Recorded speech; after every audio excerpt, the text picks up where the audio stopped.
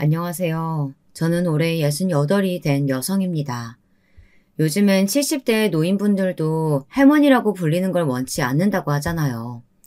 저도 사실 나이만 먹었지 제가 노인이라고 생각해 본 적은 없답니다. 국가에서 만 65세 이상이면 지하철도 공짜로 타게 해준다는데 저는 지하철을 탈 일도 별로 없어요.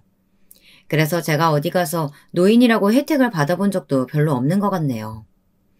이 정도 나이가 되면 꼭 지병이 하나씩 있거나 어디가 고장나 있는 사람들이 많잖아요.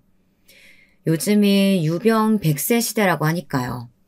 하지만 저는 지금 아주 건강합니다. 아직 다리에 힘도 빠지지 않았고요. 그 이유는 제가 스트레스를 잘 받지 않아서인 것 같습니다. 젊었을 때는 욕심도 있었고 일을 하면서 스트레스도 받았지만 이제는 많은 것을 내려놓고 살고 있습니다. 그런데 제가 단 하나 지금도 스트레스 받아 하는 것이 있어요. 그건 바로 며느리와의 관계입니다. 저는 남편이 나이가 50이 되자마자 먼저 돌아가시고 아들 하나와 딸 하나를 두고 있는데요. 제 딸보다 더 어리고 버릇이 없었던 것이 바로 제 며느리입니다. 도대체 어떤 며느리길래 제가 이렇게까지 말을 하는지 여러분들도 궁금하시죠? 지금부터 저희 며느리에 대해 이야기해 보겠습니다. 우리 아들은 노총각이었습니다. 결혼을 한 지 얼마 안 됐어요. 그동안 자기는 비혼주의자라면서 제 속을 엄청 썩이던 아들이었네요. 90세 되신 저희 시어머니가 시골에 아직 살아 계시거든요. 그래서 아들이 결혼 안 한다고 한참 속을 썩일 때 저희 시어머니가 걱정을 많이 하셨어요. 집안의 대가 끊긴다고 말이죠. 저만 보면 네 아들 장가 좀 보내라 하고 그렇게 잔소리를 하셨습니다. 저는 그 소리도 정말 듣긴 싫었지만 참았어요. 시어머니의 잔소리에는 이유가 있었거든요. 그 이유가 뭔지 궁금하시지 않나요? 제 남편은 5대 독자 외동아들이었어요. 그런데 남편도 일찍 세상을 떠났습니다. 제가 40대에 접어들 때쯤 일어난 일이었습니다. 갑자기 제 남편이 회사에서 일을 하다 쓰러졌다는 연락이 왔어요. 그때는 저도 애들을 어느 정도 키워놓고 회사 생활을 할 때였는데요. 정말 너무 깜짝 놀랐습니다. 저는 정신없이 남편이 실려갔다는 강남의 한 병원 응급실로 갔습니다. 남편의 회사가 그 근처였거든요. 의사 선생님, 제 남편이 갑자기 왜 쓰러진 건가요? 아침까지만 해도 멀쩡했는데요. 어떻게 이런 일이 있을 수가 있죠?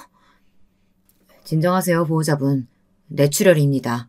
원래 뇌출혈이란 게 전조 증상이 없습니다. 그리고 수술을 했지만 아마도 며칠을 못 넘기실 것 같습니다.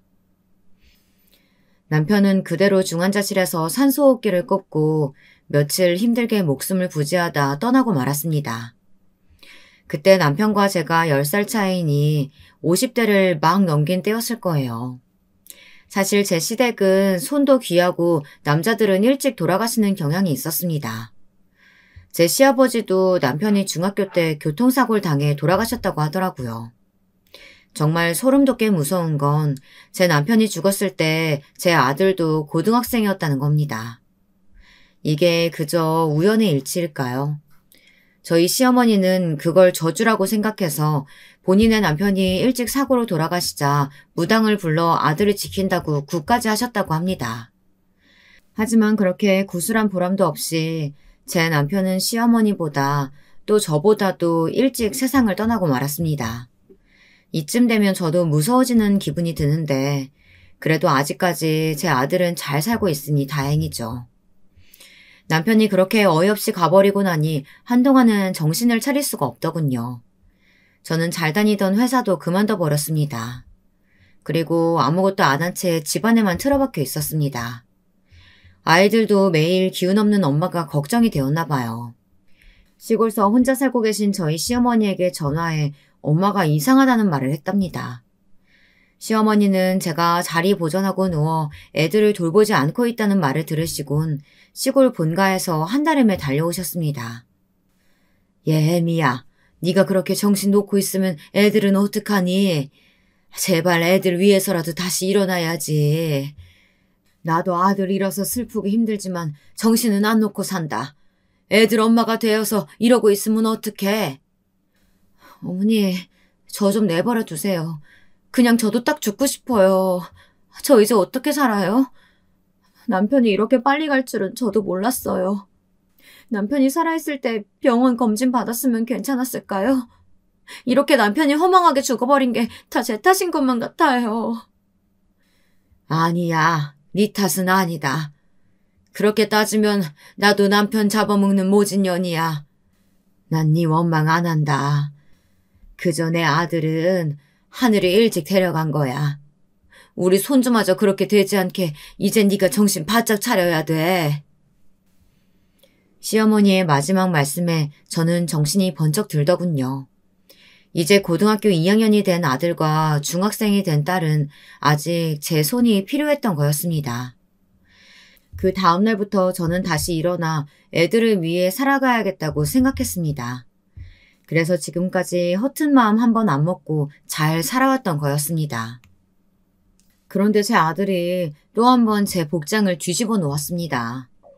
네, 아까 말했던 대로 제 아들은 비혼주의라나 뭐라나 하는 주장을 펼치기 시작한 것이었어요. 아들은 30을 훌쩍 넘고 40이 다 되도록 결혼 생각이 없다고 하는 거예요.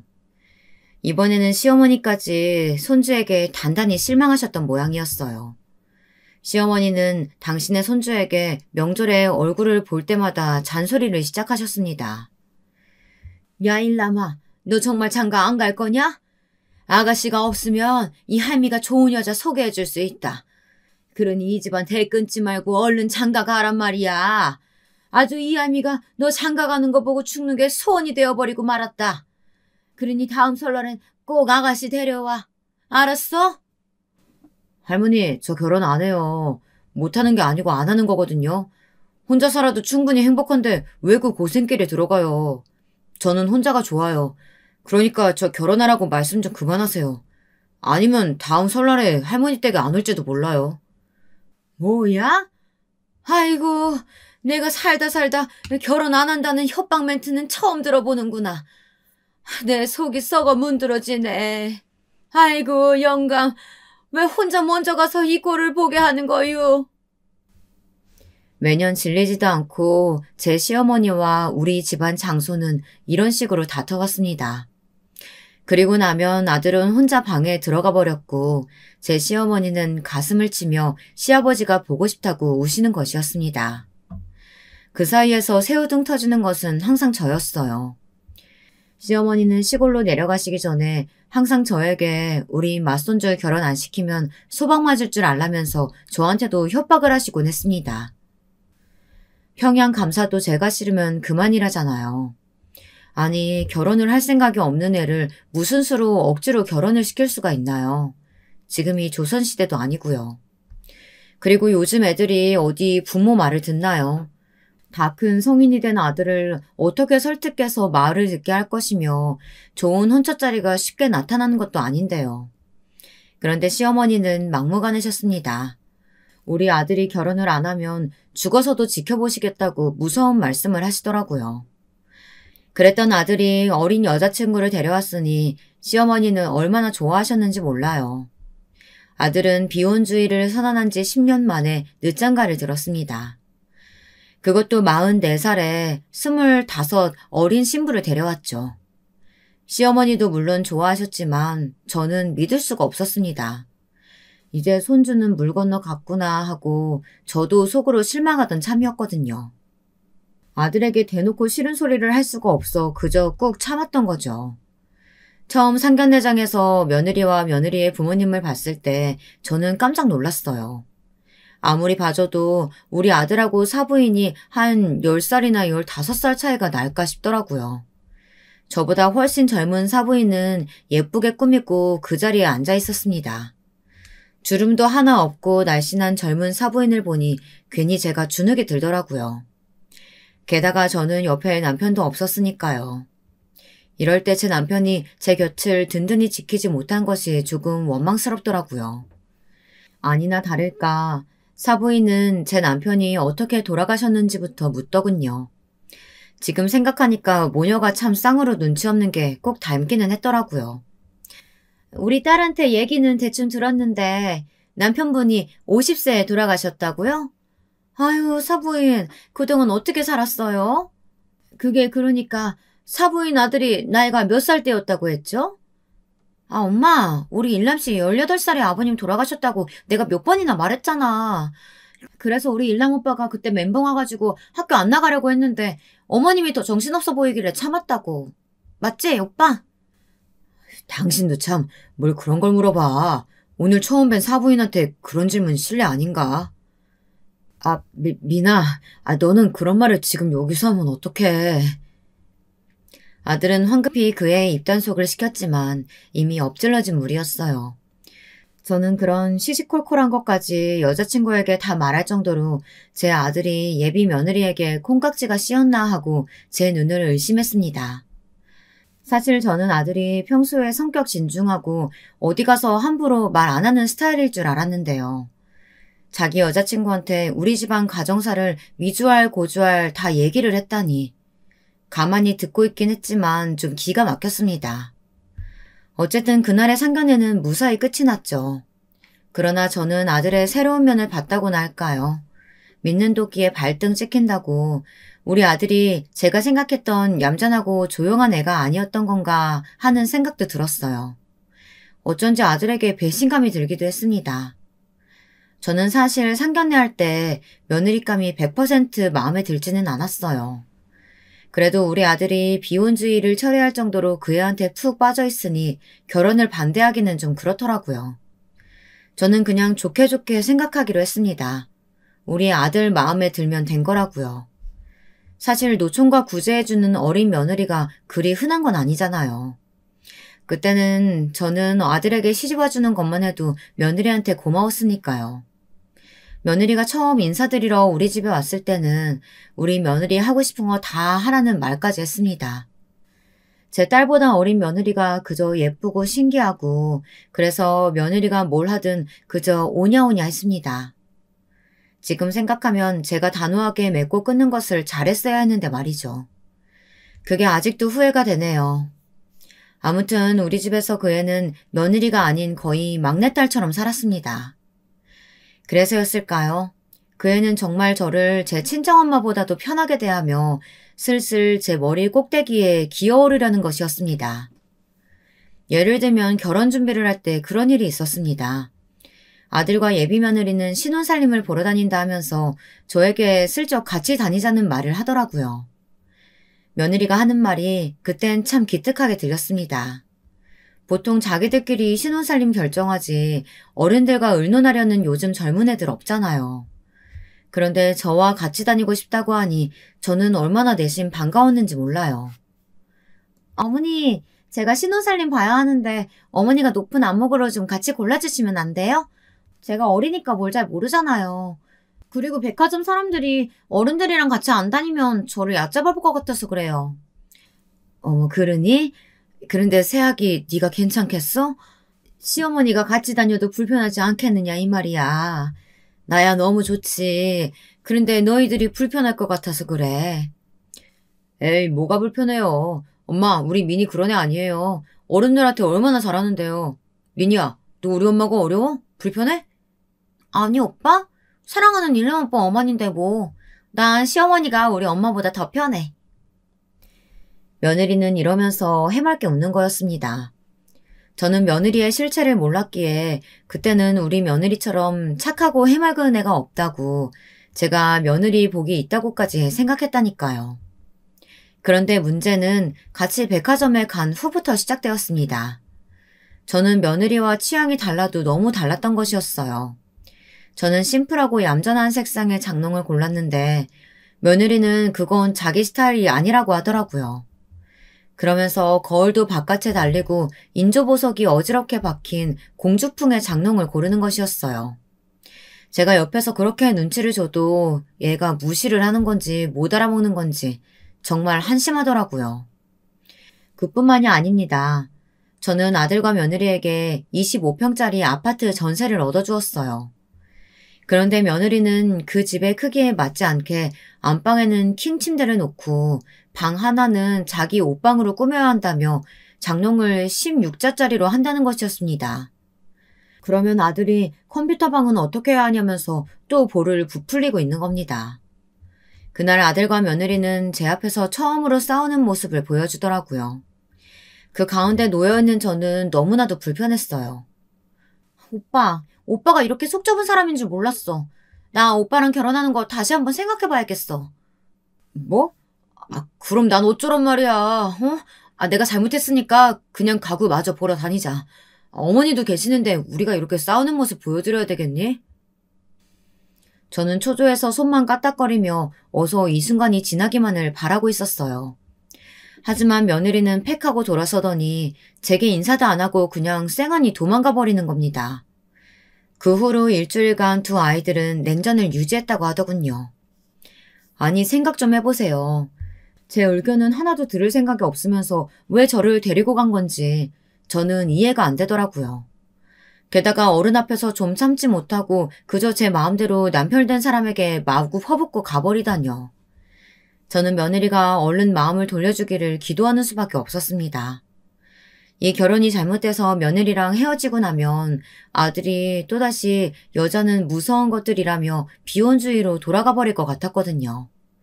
그러면 어쩌나 하는 걱정뿐이었어요. 그 후 제 아들이 며느리에게 거의 싹싹 빌다시피 해서 두 사람은 화해하고 다시 결혼 준비를 하긴 했습니다. 하지만 제 입장에서는 기분이 좋지는 않았어요. 왜 안 그렇겠습니까? 아들이 너무 며느리한테 잡혀 사는 것 같은 느낌을 받았거든요. 아들 엄마의 입장에서 썩 보기 좋은 상황은 아니었습니다. 저는 어느 날 걱정이 되어 넌지시 아들에게 물어봤어요. 그 애가 그렇게 좋으냐고요. 제 아들은 그때는 정말 어쩔 수 없이 좋다고 며느리가 아니라면 결혼하고 싶은 생각도 없다고 딱 잘라 말하더군요. 그래서 전 예비 며느리에 대한 불만은 아들에게 입 밖에 꺼내보지도 못했습니다. 또 그 못된 며느리에 대한 이야기를 하나 더 할게요. 사실 크고 작은 사건 사고들이 며느리로 인해 많이 일어났지만 생각나는 것만 이야기해 보겠습니다. 아들이 며느리와 결혼한 지 얼마 안 되었을 때의 일입니다. 저는 어린 며느리한테 시집살이를 바라거나 한 건 없었어요. 아들이 제 집에서도 거의 모든 걸 다 한다고 했으니까요. 그날은 아들 내외가 저희 집으로 놀러와 있었습니다. 제 딸은 결혼해서 지방에서 살고 있던 터라 저는 아들에게 같이 살자고 말하고 싶었지만 그건 아들도 불편하다며 저희 집에서 차로 한 15분 거리에 있는 아파트에 집을 얻었습니다. 저는 결혼 전 아들과 약속한 게 하나 있었어요. 제가 혼자 사니까 적적해서 최소한 한 달에 한 번은 우리 집에 와 같이 저녁이라도 먹고 가라고 했습니다. 그 말을 옆에서 듣더니 며느리는 한술 더 떠 이렇게 말하는 거예요. 어머니, 저는 매주 오고 싶은걸요? 왜냐면 어머니 밥 너무 맛있잖아요. 제가 힘들게 밥하고 설거지하는 것보다 어머니 집에 와서 자주 밥 먹고 갈래요. 저 오고 싶을 때 와도 되죠? 그래, 그러렴. 며느리 네가 그렇게 하고 싶다는데 누가 말리겠니? 그럼 일남이랑 같이 매주 와라. 그렇게 매주 저만 불편한 회동이 시작된 것이었어요. 아무리 그때는 제가 힘도 있고 밥도 해주는데 문제가 없다고 하지만 그래도 며느리가 되어 시댁에서 손님처럼 밥만 먹고 놀다 가는 건 좀 아니지 않나요? 그런데 며느리는 정말 제가 해주는 밥만 쏙 먹고 아들이랑 TV 보면서 놀다가 설거지도 안 하고 가는 거였습니다. 그 애가 오는 날에는 아들 내외 비위 맞추느라 제가 다 녹초가 될 정도였으니 보지 않아도 얼마나 스트레스였는지 아시겠죠. 처음엔 제가 며느리가 철이 없어서 그러려니 하고 애써 참았거든요. 그랬더니 며느리의 하는 행동이 정말 가관이더군요. 저희 집에서 그 애가 편해서 그러는 건지 어쩐지는 모르겠지만 어느 날은 오자마자 신발을 툭툭 아무렇게나 벗어놓더니 저한테 그러는 겁니다. 어머니, 혹시 큰 잠옷 같은 거 있어요? 저 집에서 편한 옷으로 갈아입고 있는데 시댁에 오면 좀 불편해서요. 어머니 잠옷은 무지 편할 것 같은데 저 좀 빌려주시면 안 돼요? 그래라. 그렇게 제 잠옷을 빌려가더니 밥을 먹으면서 그걸 잔뜩 더럽혀 놓는 것이었습니다. 우리 며느리가 좀 칠칠 맞아서 밥 먹다가 뭘 자주 흘리거든요. 며느리에게 빌려주었던 실크 잠옷은 제가 아끼는 것이었는데요. 그 애는 항상 앞자락에다 케찹이며 김치국물을 마구 묻혀놓는 것이었습니다.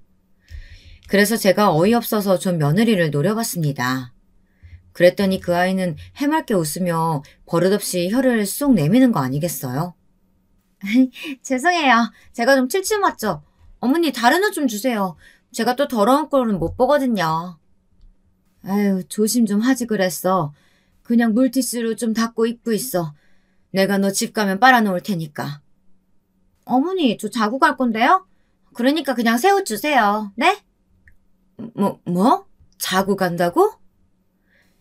그러더니 며느리는 옷을 훌훌 벗어 그 자리에 던져놓더니 팬티바람으로 제 옷장에 가서 마치 자기 집처럼 옷을 막 고르는 것이었어요. 그러면서 더 예쁜 옷은 없냐는 둥, 왜 이렇게 할머니 같은 옷들만 입냐는 둥 하며 제 신경을 계속 건드리는 거였습니다. 나중에 제가 하도 며느리 하는 짓이 어이가 없어 아들한테 물어봤어요.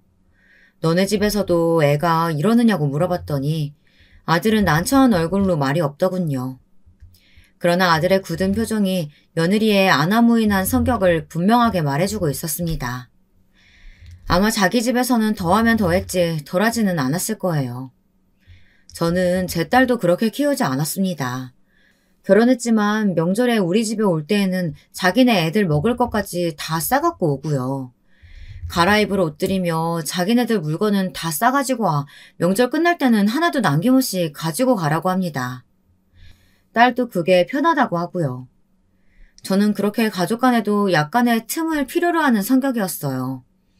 그런데 며느리에게는 이 시어머니가 친구 같은지 그런 개념이 없었어요.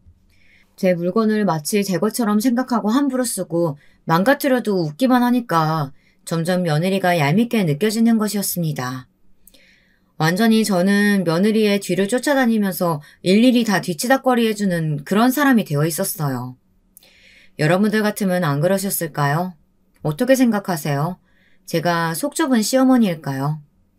저는 점점 며느리가 집에 오는 것이 부담스럽게 느껴지고 싫어졌습니다. 그런 제 속도 모르고 며느리는 매주 토요일 우리 집에 와서 자고 일요일 저녁에야 자기들 집으로 갔습니다. 그런데 더 어처구니가 없는 건 며느리는 그걸 효도라고 생각했다는 겁니다. 제가 이번 일로 며느리와 싸웠을 때 며느리가 글쎄 이러는 것이었어요. 저는 이 말을 듣고 며느리한테 더 화가 많이 나더라고요. 어머니, 저 정말 억울해요. 다른 며느리들은 시댁에 안 오려고 해서 불만이라고 하는데 저는 매주 꼬박꼬박 와드렸잖아요. 그리고 시어머니 앞에서 딸처럼 웃고 재롱도 피워드렸으면 됐지. 제가 시댁에 놀러와서 집안일까지 해야 되나요? 보통 그런 경우를 와줬다고 하는 게 정상인가요? 제가 언제 매 주말마다 와달라고 했나요? 저는 한 달에 한 번 정도만 인사하러 왔으면 좋겠다고 말한 것뿐인데 제 뜻을 오해해도 단단히 오해했던 며느리였습니다. 그리고 언제 제가 재롱 피워달라고 부탁한 적이라도 있나요? 제 며느리는 정말 눈치가 없어도 1도 없는 여자였습니다. 저는 그런 성격이 아니거든요. 제가 뭐 큰 걸 바라는 시어머니는 아니라고 생각합니다. 집에 오면 인사하고 같이 소소한 얘기하고 제가 밥 해주면 적어도 설거지는 좀 해주면 안 되나요? 며느리가 워낙 할 줄 아는 게 없어서 제가 좀 걱정돼 요리 학원이라도 다녀보면 어떠냐고 한번 조심스럽게 말을 한 적이 있었는데요. 그랬더니 며느리가 갑자기 펄쩍 뛰면서 이렇게 말대꾸를 하는 거예요. 어머, 어머니, 제가 요리 잘하게 되면 어쩌시려고요? 시집살이 시키는 시어머니 되시게요? 혹시 저한테 밥 해주시는 거 힘드신 거예요? 하기 싫으시면 그냥 배달시켜 먹어요. 저는 집에서도 배달 음식 많이 먹어요. 아니, 그런 말이 아니잖아. 너는 어떻게 이 시어머니 말을 오해하니? 그리고 매일 배달 음식만 먹으면 몸 다 망가지잖아. 그러니까 요리 학원이라도 다녀서 네가 직접 남편한테 좀 요리도 좀 해주고. 아, 어머니 말씀은 그러니까 저한테 지금 와이프 노릇, 며느리 노릇 안 했다고 비난하시는 거죠? 어머니, 어떻게 저한테 그런 말씀을 하실 수가 있어요? 너무 심하시네요. 이러면서 며느리는 우는 척을 하는 것이었어요. 저는 좀 소름이 끼쳤어요. 제 며느리는 사람의 마음을 가지고 노는, 그러면서 당황한 저를 보는 걸 즐기는 것 같았습니다. 그 모습을 본 후부터 저는 마냥 며느리를 좋아할 수가 없었습니다. 그렇게 1년 동안 매주 지옥 같은 시간을 보내다가 저는 어느 날 굳게 결심을 하고 며느리에게 저의 속마음을 말해주었습니다. 민희야, 내가 할 말이 좀 있는데 말이야. 너희들 이제 주말에 너희만의 시간을 좀 보내고 이제 시댁은 안 와도 된다. 네? 어머니 그게 무슨 말씀이세요? 그럼 저 서운해요. 며느리는 눈을 동그랗게 뜨면서 저의 말에 반박했습니다. 그동안 저희 집에 와서 공짜로 먹고 자고 일도 하나 안 하고 왔다 가면 되는 거였는데 시어머니가 그걸 못하게 하니 당황했겠죠. 며느리는 얼른 제 아들에게 눈짓을 했어요. 제 아들한테 어머니 설득 좀 해보라는 뜻이었겠죠. 아들은 제 와이프 눈치를 보고 있다 얼른 저에게 말했습니다. 어머니 갑자기 무슨 말씀이세요? 이제껏 가만히 계시다 갑자기 이러시는 이유가 뭔데요? 우리 민희는 시댁을 너무 좋아해서 탈이라는데 어머니가 민희한테 좀 져주세요. 네? 야 일남아, 내가 얼마나 지쳤으면 이런 소리를 하겠니? 너는 네 마누라만 소중하냐? 내가 너희들 수발들 다 지쳐서 무릎에 관절염이 다 생겼어. 아들은 그 말을 듣자마자 미안한지 오히려 저한테 화를 내는 거였어요. 그런 일이 있었으면 미리 귀띔이라도 해주지 그랬냐고. 그랬으면 아들이 자기가 직접 설거지나 집안 청소 해줬을 게 아니냐고 하더군요. 그러나 제가 원하는 건 그런 게 아니었어요. 저는 며느리를 거실에 남겨두고 아들의 손을 끌고 안방으로 들어왔어요. 그리고 아들에게 그동안 참아왔던 며느리에 대한 불만을 쏟아냈습니다. 이 바보 같은 녀석아, 넌 와이프 말이라면 꼼짝을 못하냐? 너 애미한테 이런 못난 모습 보이려고 결혼했니? 이럴 바에야 그냥 비혼인지 뭔지 그게 낫겠어 이놈아. 저는 얼마나 화가 났던지 40이 넘은 아들의 등짝을 저절로 내려치게 되더라고요. 아들은 아픈 등을 슬슬 어루만지며 저한테 억울하다며 울먹거리는 것이었습니다. 엄마, 사실은 저도 집안에서 기 하나도 못 펴고 살아요. 민희 제가 정말 보통 얘기가 아니거든요. 집안에서 수만 번 제대로 못 쉬고 산 지 1년 됐어요. 엄마 저도 힘들어요. 그래도 이혼하기 싫어서 버티는 거예요. 여러분, 이게 사람 사는 건가요? 며느리 하나 때문에 저도 불편하고 아들도 힘들어하는데 이래도 계속 며느리와 아들의 결혼 생활을 응원이라도 해야 할지 걱정이 되더라고요. 저는 참다 못해 사부인에게 한번 약속 잡아 만나달라고 사정을 했습니다. 사부인은 영문을 모르겠다는 듯 깜찍하게 저를 속였습니다. 이미 제 며느리랑 다 짝짝꿍으로 입을 맞춰두었던 것이었어요. 저는 그것도 모르고 사부인에게 제발 딸 마음을 돌려 저희 집에 오지 말라고 말 좀 해달라고 간청했습니다. 사부인은 한참 제 이야기를 듣더니 갑자기 저에게 눈을 치켜뜨면서 삿대질을 하는 거였습니다. 아니 사부인, 제 딸이 뭘 잘못했다고 그러시는 거예요?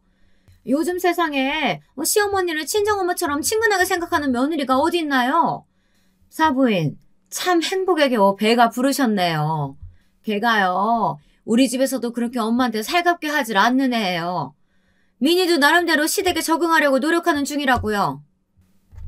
아니요, 사부인. 저는 그런 노력이라면 필요 없어요. 걔가 저희 집에 와서 뭘 하는지 아세요? 집안 어지르죠. 밥 먹으면서 뭐 흘려놓고 닦지도 않죠. 제가 아끼는 잠옷도 제 것처럼 마냥 입고 다녀요. 설거지를 하나 빨래를 한 번 하나. 하여간 제 시어머니를 무슨 하녀 취급을 한다고요. 사부인의 돌발행동에 저도 화가 나 마구 소리를 질렀습니다. 사부인은 자기 딸이 그런 개차반은 아니라며 거짓말하지 말라고 하더군요. 참 뻔뻔하기가 이루 말할 수 없는 모녀였어요. 저는 커피숍에서 이게 사귀 결혼이 아니면 뭐냐고 소리를 질렀습니다. 그랬더니 주변에 모여있던 사람들이 저희 테이블을 보며 각자 수근거리고 있는 게 아니겠어요. 저를 욕하는 사람들도 있고 사부인과 딸에게 잘못했다는 사람들도 있더라고요. 어쨌든 저는 그때 너무 열이 받아 눈에 보이는 것이 없었습니다. 사부인, 사실 저 이 결혼 처음부터 탐탁치 않은 결혼이었어요. 제 아들의 대개 따님한테 목매고 걔랑 결혼 못하면 비혼주의 고집한다길래 그거 무서워서 시킨 결혼이었어요. 그런데 되게 따님 정말 해도 너무하더군요. 그냥 제 생각엔 둘이 안 맞으니 갈래 서는 게 하는 게 나을 것 같아요. 안 그래요? 제 입에서 이혼 소리가 나오자 사부인은 기가 막히다는 듯이 코웃음을 쳤습니다. 그러더니 자리에서 벌떡 일어나 말도 없이 자리를 뜨는 것이었습니다. 사부인이 가고 나서 저에게 문자를 보냈더군요. 오늘 있던 일은 제 딸한테 비밀로 할 테니까 이혼 소리는 없던 일로 하시죠. 아니면 저도 사위한테 사부인이 했던 말들 다 말해버릴지도 몰라요. 그러나 사부인은 잘 모르는 것이 있었어요. 이미 제 아들에게 씌워졌던 콩깍지는 벗겨지고 말았다는 것을 말입니다. 하지만 제가 원하던 며느리와의 인연을 끊기는 시어머니의 반대에 부딪히고 말았습니다. 제 시어머니는 어떻게든 며느리를 설득해서 아들을 낳게 해야 한다는 거였죠. 대를 이어야 한다는 것만이 시어머니의 소원이고 그 이유였습니다. 막말로 그 후에야 제 아들이 이혼을 해도 하라는 거였어요. 애미야, 그냥 네가 우더른으로서 그 아이를 좀 참고 살아주면 안 되겠냐? 우리 손주가 정말 사랑하는 아이인데 네 마음에 안 든다고 그 애들을 갈라놓아서야 쓰겠어? 너는 걔보다 한참 어른이니까 네가 참는 게 맞아. 너도 처음엔 며느리 잘 들어왔다고 그렇게 좋아했잖아. 저는 시어머니의 세상 물정 모르는 말씀을 묵묵히 듣고 있었지만 속으로는 천불이 났습니다. 제가 아무 대답이 없자 시어머니는 한숨을 쉬셨어요. 제 시어머니도 제 고집에 두 손 두 발 다 드신 경험이 있었거든요. 지금은 저도 너무 후회되는 일이긴 하지만 제가 셋째를 임신했던 적이 있었는데요. 그런데 회사 일 때문에 도저히 애를 셋까지 키울 마음에 여유가 없었습니다. 그래서 저는 남편에게 셋째가 생겼지만 아이를 지우겠다고 했어요. 그랬더니 남편과 시어머니는 불같이 화를 내셨습니다. 이왕 생긴 생명을 왜 지우냐고 하시며 그렇게 힘이 들면 시어머니께서 나눠서 키워주시겠다는 말씀까지 하셨습니다. 하지만 저의 굳은 마음을 돌릴 수는 없었죠. 저는 기어코 산부인과에 가서 아이를 지워달라고 부탁을 했고 5주가 된 뱃속의 태아는 그렇게 사라져 가고 말았습니다. 그때는 인구가 폭발했던 시기여서 몰래 아기를 낙태시켜주는 산부인과들이 많았어요. 저 역시 유산을 하고는 마음이 좋지는 않았죠. 하지만 남편에게는 자연유산이 되어버렸다고 담담하게 말을 했습니다. 남편은 아깝다고 눈물을 흘리며 셋째 아기의 유산을 슬퍼했어요. 남편의 그 모습을 보자 저도 양심의 가책을 받기는 했습니다. 그 이후로 저는 시어머니의 말이라면 꼼짝 못하게 된 것이었어요. 제가 지은 죄가 있으니까요. 어머님은 아직도 그런 사실을 모르고 계십니다. 아마 시어머니가 돌아가실 때까지 비밀로 할 것 같아요. 어쨌든 저는 가까스로 마음을 추스리고 아들 내외에게 시댁에 오지 말라는 것을 대폭 철회해서 한 달에 한 번 정도만 오라고 말했습니다. 아들은 그러겠다고 하더군요. 그러면서 저에게 며느리를 좀 교육시키겠다고 말하며 미안해했습니다. 저는 그 말을 듣고 제 아들이 불쌍해졌어요. 제 아들은 그 영악한 며느리 손에 놀아났으면 놀아났지 며느리에게 따끔하게 혼을 낼 정도의 깜냥은 없었으니까요. 그렇게 또 1년이 지나고 다시 추석은 찾아왔습니다. 이번에 저는 제 딸더러 먼저 친정에 왔다 가라고 불렀습니다. 며느리랑 단판을 지을 텐데 딸의 지원이 좀 필요했거든요. 제 딸 역시 그동안 며느리의 무례한 언행에 혀를 내두르던 차였거든요. 그래서 제가 전화를 하자 흔쾌히 도와주겠다고 하더군요. 자기 시댁이 있는데 딸도 얼마나 힘들었을까요? 예, 그럼 그 못돼 처먹은 년한테 어떻게 복수를 해줄까? 너 무슨 생각나는 아이디어 같은 거 있어? 응, 엄마. 요즘에 연속극을 보고 있었는데 말이야. 이런 내용들이 있더라고요. 제가 이야기해드릴 테니까 그대로 말씀해보세요. 올케가 어떻게 나오나 보고 다시 이야기해요. 저는 모르는 척하고 추석 연휴 전에 며느리에게 전화를 했어요. 며느리는 전업주부라서 항상 집에서 12시가 다 되도록 잠만 자거든요. 그때도 자다 깨서 전화를 받은 것 같더라고요. 제가 뭘 하고 있었냐고 물으니 자고 있었다는 거예요. 저는 새삼 게을러 빠진 며느리가 못마땅했지만 꾹 참고 밝게 이야기했어요. 얘, 이번 추석에는 어떻게 할 거니? 너 뭐 먹고 싶은 거라도 있어? 이 시어머니가 해놓고 기다릴 테니까. 아, 어머니, 그러면요. 저 갈비찜이랑 잡채, 육전도 먹고 싶고요. 꼬지랑 또, 아무튼 어머니가 해주시는 건 다 가리지 않고 잘 먹어요. 아, 참, 많이 해놓으세요. 집에 갈 때 싸가지고 가게요. 며느리는 생전 제 손으로는 뭘 해가지고 오는 법이 없었어요. 그저 빈손으로 몸만 왔다. 집에 갈 때는 마치 도둑년처럼 저희 냉장고에 있는 반찬이며 음식들을 싹쓸이 해갔죠. 저는 그거 만들어 놓느라 허리가 다 휠 지경이었는데 그래놓고는 한 번도 저한테 수고했다, 고맙다라는 말을 한 적이 없어요. 우리 며느리는 그렇게 아주 얌체 같은 데다 버릇도 없는 애였죠. 그러니 제가 오죽 답답했을까요. 어쨌든 추석 연휴가 시작되었습니다. 저는 일부러 그때 집안을 난장판으로 만들어놨어요. 항상 아들 며느리가 오기 전에 음식 준비부터 해놓고 그 애들이 오면 지지고 볶는 것만 하면 되도록 밑준비를 다 했었었는데 이번엔 그냥 장만 받아놓은 거죠. 그리고 거실에다가 손질 안 된 음식 재료들을 늘어놨습니다. 며느리가 아침잠이 많아 저희 집에 점심때가 다 된 후에야 오거든요. 작년에는 그동안 저 혼자 낑낑거리면서 모든 걸 다 해놨었는데 이번에는 그러지 않기로 한 거였어요. 며느리가 오자 저는 반가운 척하며 버선발로 나가 며느리를 맞아들였어요. 제 성격상 청소도 해야 하고 음식 밑준비도 거의 다 해놓을 줄 알았던 며느리는 경악으로 눈을 휘둥그레 떴습니다. 제가 일부러 집안을 어질렀으니 뭐 말 다 했죠. 아니 어머니 이게 다 뭐예요? 음식 안 해놓으셨어요? 아, 내가 좀 아파서 말이다. 이번 명절에는 네가 알아서 좀 해봐라. 엊그제부터 몸살이 나서 아휴 난 좀 들어가서 누워있을게. 모르면 네 남편한테 물어봐봐. 네 남편이 안 그래도 집에서 음식 다 한다면서. 아, 엄마 그래도 그렇지 이 난장판을 언제 다 치워요? 저는 아들한테는 조금 미안했지만 이번 참에 며느리 버르장머리를 딱 고쳐놓던지 아니면 우리 아들이랑 며느리를 이혼하게 만들 작정으로 벌인 일이니 모르겠다 생각하고 안방에 들어가 문을 탁 닫아버렸어요. 그리고 문 뒤에 숨어 그 애들의 대화를 엿들었습니다. 아니나 다를까 며느리는 제 아들에게 마구 짜증을 내는 것이었어요. 일남 오빠, 어머니 정말 아프신 것 같아? 나 골탕 먹이려고 일부러 이러시는 거야. 내가 시댁 가서 집안일 하나도 안 한다고 얼마나 고깝게 생각하셨으면 이래? 아 이거 나 어머니한테 가서 좀 짜줘야겠어. 제발 자기야, 일 더 크게 만들지 말자. 자기는 그럼 텔레비전 보고 있던가 내가 다 할 테니까.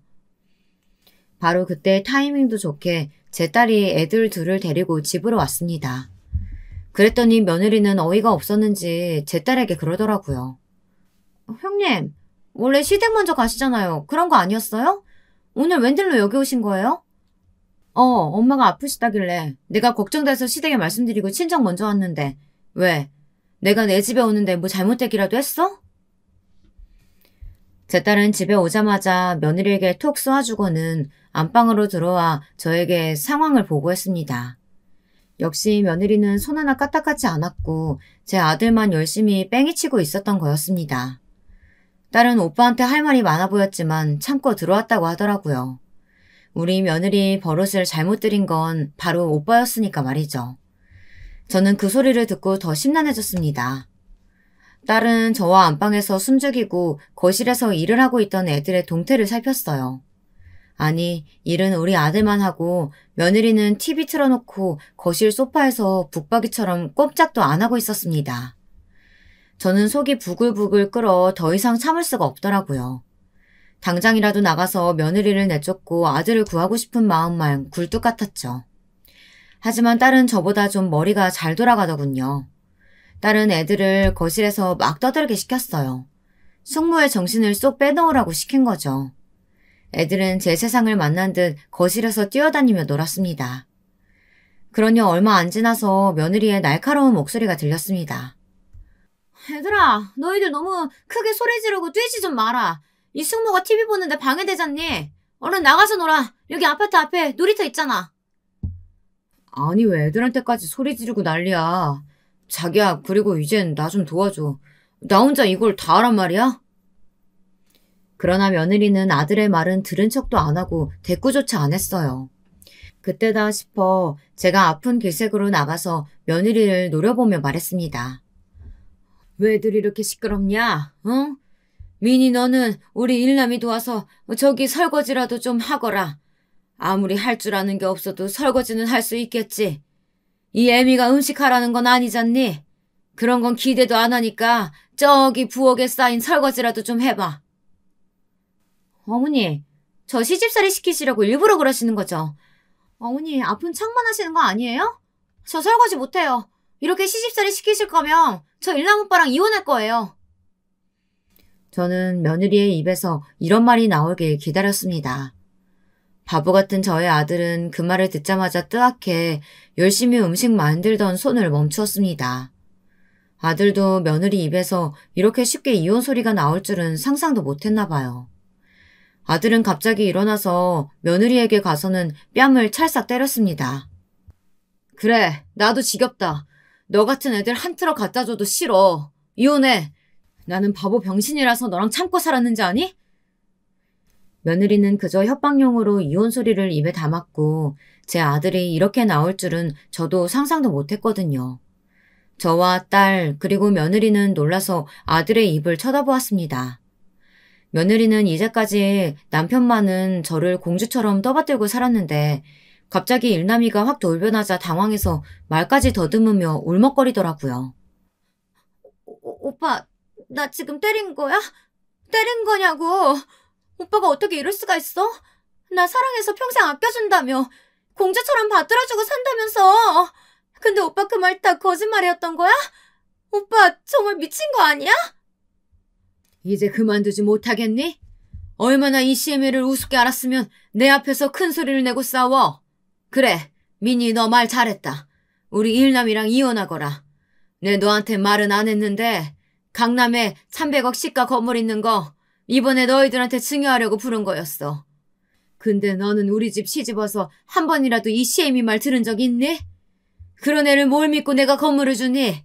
차라리 잘됐다. 이참에 이혼해라. 꼭 해야 한다. 제 폭탄 선언에 며느리와 아들 둘 다 놀랐습니다. 건물이 있다는 것은 새빨간 거짓말이었어요. 며느리가 어떻게 나오나 보려고 떠본 것이었죠. 제 말을 듣자마자 며느리의 얼굴에 낭패의 빛이 떠오르면서 말까지 더듬거리는 것이었어요. 어머니, 왜 진짜 그런 말씀 안 하셨어요? 결혼할 때 말씀하셨으면 제가 어머니한테 아주 잘했을 거 아니에요. 아유, 어머니도 참 짓궂으시다. 제가 이제부터 어머니 열심히 모실게요. 네? 제발 저 내치지만 말아주세요. 건물이요? 우리 집에 건물이 어딨어요? 에이, 엄마 농담하지 마세요. 아들은 눈치 없게도 저런 말을 하며 딸과 저의 계획에 초를 치려는 것이었습니다. 딸은 황급히 아들의 입을 막으며 웃었어요. 오빠는 모르지만 엄마가 나한테는 얘기하신 적 있어. 생전에 아버지가 로또 맞아서 건물 하나 샀는데 그게 요즘 완전 올라서 300억까지 됐다고. 다행히 며느리는 제 거짓말을 진짜로 믿고 제 앞에 무릎을 꿇고 싹싹 비는 것이었어요. 돈 앞에 초연한 사람 없다더니 며느리도 엄청 속물이었던 거죠. 세상에 돈 싫어하는 사람이 어디 있겠어요. 며느리는 제가 유남이와 이혼하라고 계속 종용하자 울면서 애원까지 하더라고요. 하지만 저는 오늘 날 잡고 며느리 버릇을 고치려 했기 때문에 쉽게 용서할 생각이 없었습니다. 저는 이제 와서 다 필요 없으니 우리 아들이랑 이혼하고 친정에나 가라고 며느리를 단호하게 집에서 쫓아냈어요. 그리고 남은 아들을 붙잡고 물었습니다. 일남아, 내 말 잘 들어. 쟤는 돈밖에 모르는 애고 네가 이미 오냐오냐 해서 그 성질머리 고치긴 힘들 거야. 너는 평생 며느리를 공주처럼 받들고 모시면서 살 자신 있니? 안 그러면 이만 이혼해라. 내가 너도 너지만 쟤 때문에 제 명에 못 살 것 같아서 그런다. 저는 그럼 어떡해요? 엄마 저 비혼주의라서 싫다면서요. 그리고 시골에 계신 할머니까지 감당할 자신 있으세요? 저는 그래도 민이랑 내가 너 이 집안 대이으라고 강요한 적 있냐? 앞으로 절대 그런 말 안 할 테니까 네가 결정해. 네가 며느리랑 계속 살고 싶다 하면 말리지는 않는다. 대신 나는 며느리 얼굴 안 본다. 너희들끼리 이 애미 도움 없이 지지고 볶고 잘 살아. 아니면 이만 이 결혼 끝내. 내가 봤을 땐 저런 응석바지는 못 고쳐. 아들은 그래도 2년간 살맛대고 산 여자라 그런지 울면서 망설이는 것 같더라고요. 그러더니 현관문 밖에서 며느리가 문 두드리며 우는 소리를 듣더니 말없이 제 아내에게 가는 것이었습니다. 그러면서 아들은 조용히 저에게 말하더군요. 어머니, 저는 지금은 미니한테 가야겠어요. 언제가 제가 이 결혼이 정말 아니다 생각되면 이혼을 하더라도 제가 할게요. 그때는 제가 다시 집에 돌아올게요. 죄송해요. 저는 눈물을 흘리며 아들을 며느리에게 보냈습니다. 저는 아들을 뺏긴 것 같은 허전함에 몸서리치면서도 지금도 눈물을 흘릴 때가 있어요. 그러나 그 근본도 없는 사돈 집안이나 못돼 처먹은 며느리를 살면서 다시는 보고 싶지는 않았습니다. 아들은 아직도 그 버르장머리 없는 며느리의 시종 노릇을 하면서 살고 있어요. 제 팔자를 제가 꼬았다고 밖에는 말할 수가 없겠죠. 하지만 아들 부부 사이에 어떤 조그만 애정이라도 있으니 제 아들도 며느리를 못 버리겠던 모양입니다. 그 사랑이란 것이 얼마나 부질없는 것인지 깨닫기 전에는 안 돌아올 것 같습니다. 며느리가 개과천선을 하던지 아니면 아들이 참다 못해 이혼을 하고 집으로 돌아오겠죠. 그때가 되면 저는 아들을 조용히 위로해 줄 생각입니다. 다 늙어서 2년이라고 그런 인간 말종 며느리를 다시 만나 언제까지 참고 살 수 있을지 모르겠지만 말이에요. 제 시어머니는 제가 한 행동에 심정적으로는 알겠다고 하시면서도 아직도 아들이 이혼하기보다는 얼른 아들을 낳으라고만 말씀하고 계세요. 나 참 요즘 같은 시대에 집안 대에 있는 것이 그렇게 중요하실까요? 저는 제가 죽으면 제사 지내지 말라고 말하거든요. 저는 귀신도 무당도 아무것도 안 믿으니까요. 교회도 다녀봤고요. 하지만 저는 죽으면 그 자리에서 끝이라고 생각합니다. 사후세계는 도저히 믿지를 못하겠더라고요. 여러분, 제 파란만장한 이야기 어떻게 들으셨나요? 저는 여러분이 판단을 좀 해주셨으면 좋겠어요. 제가 조금 참고 그 아나무인인 며느리를 계속 보면서 살았어야 할까요? 아니면 아들에게 얼른 이혼하라고 계속 푸시를 했어야 할까요? 저는 도저히 모르겠어요. 지금은 그냥 아들 내외를 포기하고 남처럼 살고 있지만 어떻게든 해결이 되어서 평화롭게 살기만을 바라고 있습니다. 제 이야기는 이상으로 마칠게요. 이것이 제 인생의 가장 큰 숙제가 된 아들 며느리와의 불화 이야기입니다. 여러분들 길고 긴 제 넋두리 들어주셔서 감사합니다. 추석 지나면 금방 겨울이 오더라고요. 환절기에 감기 조심하시고요. 그럼 안녕히들 계세요. 안녕하세요. 얼마 전 뉴스를 보다 저와 비슷한 일을 겪으신 적이 있다는 걸 보곤 사연을 보내기로 결심했네요. 뉴스 댓글을 보니 공감해주고 위로해주는 댓글들이 많더라고요. 그래서 저도 제 한풀이 좀 할 겸 여기에다 짤막하게 글을 써봅니다. 뽑힐진 모르겠지만 읽혀지게 된다면 좋은 이야기들 많이 남겨주세요. 여러분은 혹시 알레르기가 있으신가요? 저는 알레르기가 있어요. 다름 아닌 고양이 알레르기인데요. 흔히 고양이 알레르기라고 하면 희귀하게 생각하실 분들도 많을 텐데요. 잠깐 설명을 드리자면 고양이 알레르기는 털로 인해 생기는 게 아니고 고양이에게 있는 단백질 성분이 알레르기의 원인인데요. 고양이 털, 침, 소변, 각질 이런 것에 단백질 성분이 들어있어요. 그래서 고양이 털을 깎는다 한들 소용이 없는 거죠. 제가 고양이 알레르기를 가지고 있다는 건 초등학생 때 알게 되었는데요. 옆집에서 고양이를 키웠는데 그 고양이를 보러 자주 놀러 갔어요. 그때 눈이 이상하게 붓고 온몸이 간질거리다가 그만 정신을 잃을 뻔한 적이 있어요. 어머, 은비야. 은비야, 괜찮니? 너 왜 이러니? 아저씨, 저 좀 살려주세요. 일찍 들어온 이웃집 아저씨가 아니었더라면 어떻게 되었을지 모르겠어요. 아무튼 그 이후 저는 알레르기 검사를 받게 되었고 고양이 알레르기가 있다는 걸 알게 된 후 특별히 조심하게 되었어요. 하지만 이걸 이해 못하는 분이 있었는데 바로 시어머니였어요. 시어머니는 애묘가셨어요.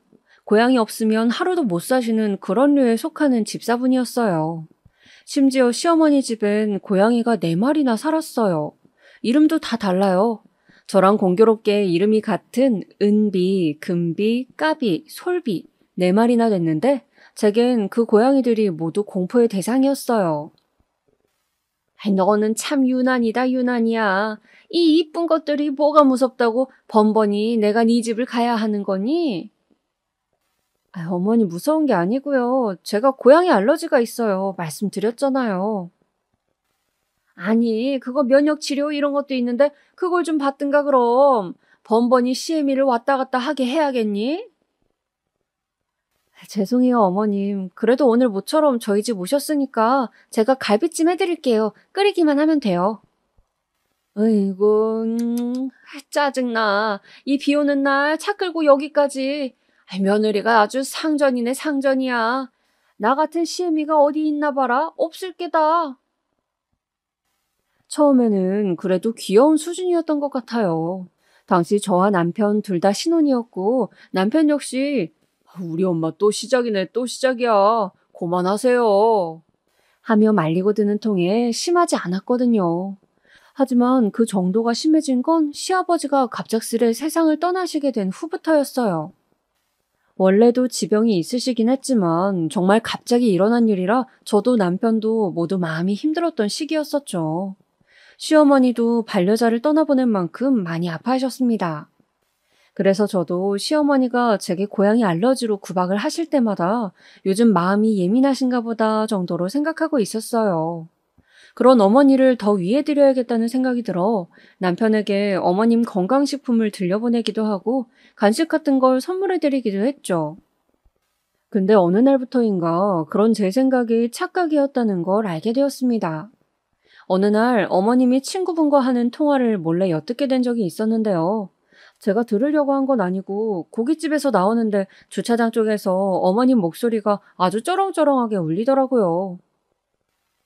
그래, 내가 말했잖아. 걔 아주 유난스럽다고. 지가 뭔데 날 왔다 갔다 하게 한다니까. 그 때문에 내가 요즘 관절 치료 받고 있는데도 내 아들 보려면 거기를 가야 해. 아들을 오게 하라고? 아들은 바빠서 올 시간이 없지. 내가 가야 하는데 정말 힘들어 죽겠다니까 그래. 이런 얘기 너한테만 한다. 다른 사람한텐 쪽팔려서 말도 못해. 다른 애들한테 얘기해봐라. 날 얼마나 등신 머저리 시어머니로 보겠니? 차라리 그나마 지금은 나아. 애아버지 가고 나니까 며느리한테 막 할 수 있거든. 예전에는 구박하고 싶어도 애아버지 때문에 못할 때가 많았지. 애아빠가 나쁜 시엠이 되지 말라고 하도 난리를 치는 통에 하고 싶은 말도 못하고 살았다니까. 아무튼 요즘 마음도 헛헛하고 그런데 우리 고양이들 때문에 그나마 살고 있다 얘. 그 말을 듣고 있는데 일종의 배신감이 들더라고요. 나는 지금까지 시어머니 위한다고 온갖 걸 다 챙겨드렸는데 괜한 짓을 했구나 하는 생각이 들면서 스스로가 바보같이 느껴졌어요. 남편은 마침 화장실에가 없었는데 마음 같아선 녹음에 이걸 그대로 다 일러바치고 싶은 심정이었습니다. 하지만 그러면 일이 커질 것 같아 일단은 저 혼자 알기로 하고 나중에 시어머니께서 저를 또 구박하거나 하실 때면 남편에게 말하자고 다짐했죠. 그 말을 들은 후에도 분은 풀리지 않았어요. 왜냐하면 결혼 전 허락을 받기 위해 시어머니를 찾아갔을 때부터 노골적으로 저를 혐오하시던 눈길이나 말투 같은 것들이 묘하게 겹쳐졌거든요. 쟤랑 결혼한다고 아들? 정말이니? 네 엄마. 우리 은비 엄마도 이쁘다고 했잖아요. 하필 쟤랑? 결혼 전에도 시어머니를 뵌 적은 몇 번 있었어요. 근데 그때마다 자상하고 온화한 미소로 대해주시길래 남편과 결혼 승낙을 받는데 어려움이 없을 줄 알았어요. 근데 웬걸 막상 시댁애가 결혼 상대로 인사를 드리니 뜨악한 표정으로 정말 결혼하겠다는 거야? 라는 말을 계속 되묻더라고요. 제가 앞에 있는데도요. 아유 엄마 왜 그러세요? 엄마 아들 뺏기니까 섭섭해 그러세요? 그래도 며느리 앞에서 그러면 안 되지. 아니, 그게 아니고. 은비 너 고졸이라 하지 않았니? 네, 그런데요? 우리 집은 다 대졸자 출신인데, 아니, 그리고 요즘 세상에 고졸이라니 말이 안 되지 않니? 잠깐 놀면서 사귀는 거야. 신경 쓰지 않았다만. 결혼이라면 얘기가 다르지. 우리 집안 식구가 되는 건데, 엄만 고졸 출신 며느리 쪽팔린다. 아니, 그리고 아들 넌 당장 결혼 생각 없다 하지 않았니? 아직 나이도 어린데 무슨 결혼을 이렇게 일찍 하겠다는 거야. 당신은 무슨 그런 말을 해? 며느리가 중졸이면 어떻고 고졸이면 어떻다고. 사람 됨됨이가 중요하지. 그깟 학력이 뭔 소용이야. 아니 여보, 난 그게 아니고. 됐어. 조용히 하고 있어. 며느라, 마음에 담아두지 말아라. 네 시애미가 이상한 편견을 갖고 있긴 한데 내가 그건 단단히 일러서 고쳐두마. 시어머니는 그렇게 고졸이란 이유로 저를 싫어하셨어요. 살면서 대학 못 나온 게 손해란 생각을 한 적은 있지만 그때만큼 후회가 된 적은 없었던 것 같아요. 그저 아버지 사업을 도우면서 사회로 뛰어들어 감각을 기르고 싶었던 것뿐인데 대학 안 간 게 뭐 그리 큰 잘못인 건지. 하지만 막상 시어머니 앞에 선 그 순간은 죄인이 되더라고요. 귀한 아들 뺏어간 대역죄인이요. 거기다 시어머니는 피아노 학원을 가지고 계셨는데 출근하는 건 아니었고 직원들만 써서 관리를 하고 있는 정도였어요. 근데 자기 세대에 대학 나와 피아노까지 배웠다는 거에 상당히 자부심이 있었는지 너는 악기 하나 못 배우며 자랐겠구나 하고 저를 불쌍하게 보곤 했어요. 아무튼 다행히 시아버지의 중재로 결혼까지 하게 된 데는 문제가 없었지만 시어머니는 여전히 저를 창피해하셨습니다. 그리고 그 무시와 모욕은 고양이 알러지가 있단 걸 알게 된 후로 더 심해졌죠. 얘, 고양이들이 얼마나 똑똑한 동물인지 아니? 혼자 배변도 가리고 밥도 먹고 물도 먹고 심지어 간식 서랍만 열면 달려와. 심지어 우리 까비는 내가 아플 때 옆에 와 있어주기도 해. 나보고 쉬라는 거지. 네. 근데 고양이도 이런데 사람이면 당연히 자기 밥벌이 정도는 하고 가릴 건 가리고 해야 하지 않겠니? 네? 그게 갑자기 무슨 말씀이세요, 어머님? 모르는 척 하지 마라. 얌체 같긴. 너 이번에 일 그만두고 잠시 쉰다며? 아니, 네가 여태껏 돈을 뭐 얼마나 벌어왔다고 일을 그만두니? 너 돈 많니? 어머님, 저 그래도 이 집 올 때 적지 않게 혼수해왔고 집도 반반하고 갖출 거 갖춰서 왔는데요. 그리고 일 그만두는 건 최근에 몸이 안 좋아서 그래요. 그놈의 핑계, 변명 지겨워라. 그 정도 몸 안 좋은 걸로 직장 그만두는 거면 세상 사람들 다 그만뒀겠다. 직장이 무슨 너 자주 가는 미용실이니? 너 좋으면 가고 싫으면 안 가게? 그러면서 시어머니는 고양이들은 사람처럼 변명하지 않아서 좋아라고 속삭이는데 정말 환멸이 느껴졌습니다. 사실 시어머니에겐 말하지 않았지만 제가 직장을 그만두는 데는 다른 이유가 있었어요. 그토록 하고 싶었던 사업을 해보기 위해 직장을 나오는 것이었어요. 하지만 남편이 시어머니한테 말씀드린다니 말리더라고요. 우리 엄마한텐 절대 말하면 안 돼. 알면 또 나 고생시킨다고 엄청 난리칠 거야. 그러니 그냥 몸 아프다고 그만둔다 해. 그 정도면 돼. 그래도 솔직하게 말해야 하지 않을까? 어차피 나중엔 알게 될 건데. 나중에 알게 될 거 미리 알아 뭐해. 엄마 성격은 내가 잘 알아. 알면 분명 너 엄청 괴롭힐 거야. 솔직히 저도 시어머니의 구박을 더 당할 자신은 없었고 그래서 그냥 말하지 않고 묵묵히 제 사업을 이끌어가기로 했습니다. 어렸을 때부터 뷰티에 관심이 많았는데 관련된 쪽에서 계속 일을 하다 보니 생각이 더 구체화되었어요. 화장품을 만드는 그런 사업은 아니고 네일 아트를 비롯해 헤어, 피부관리실을 예약하는 서비스를 제공하는 어플인데 개인적으로 전화를 해서 시간을 확인하는 과정이 번잡스러웠고 내가 원하는 시간이 아니라 시술자가 가능한 시간에 맞춰줬었기 때문에 그런 부분이 불편하다고 느껴왔어요. 그래서 일을 해결해주는 서비스가 좋겠다고 생각했어요.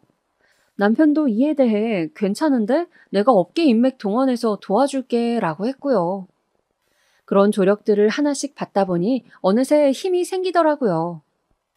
사업 초기 자금은 아버지에게서 받았어요. 저와 남편이 벌어놓은 돈도 있었지만 제 오랜 계획을 이미 알고 계셨던 아버지께서 흔쾌히 도와주신다고 하셨거든요. 잘해봐라. 내 딸이니까 누구보다 잘하겠지만 사업가 피가 어디 가겠니? 아빠 아직 일러요. 이제 시작 단계예요. 시작이 반이야. 나머지는 알아서 굴러가게 되어 있어. 당시엔 아버지의 말씀을 이해할 수 없었지만 정말 초기에 시행착오를 세게 겪고 나니 그 다음은 조금씩 길이 보이기 시작하더라고요. 어떻게 하면 더 많은 업체를 확보할 수 있는지, 고객을 끌어들이는 것보다 중요한 게 뭔지 하나하나 디테일하게 알아가게 되었어요. 그리고 이에 따라 벌어오는 수익도 점차 커졌죠.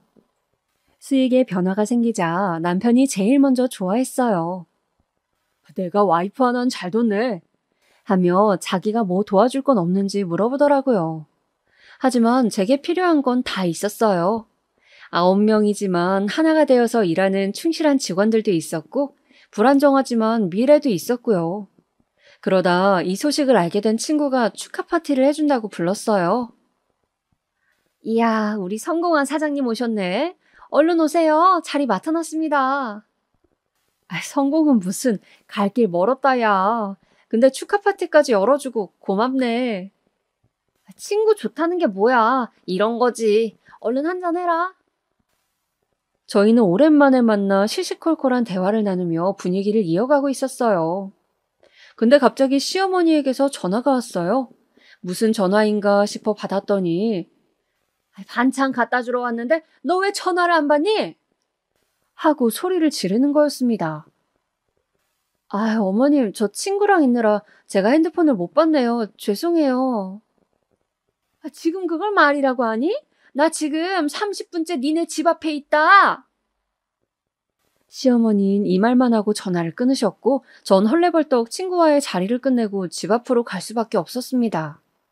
그런데 도착하자마자 시어머니가 섬뜩한 눈길로 절 보더니 갑자기 제 머리를 향해 반찬통을 집어던지는 거예요.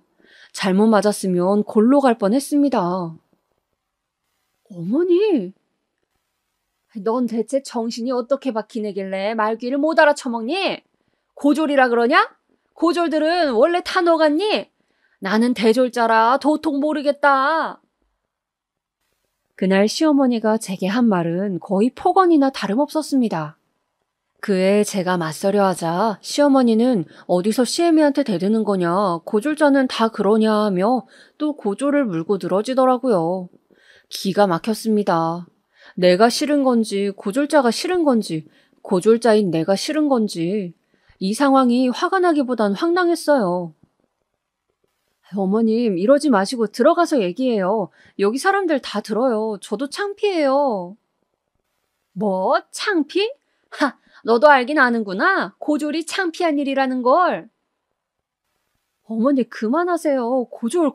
지겹지도 않으세요? 왜 그렇게 저를 못마땅해 하시는 거예요? 제가 어머니께 뭐 잘못한 거 하나 없잖아요. 잘못한 게 왜 없어? 잘난 내 아들이랑 결혼한 게 잘못한 거지. 내가 혹여나 노파심에 말하는데 말이다.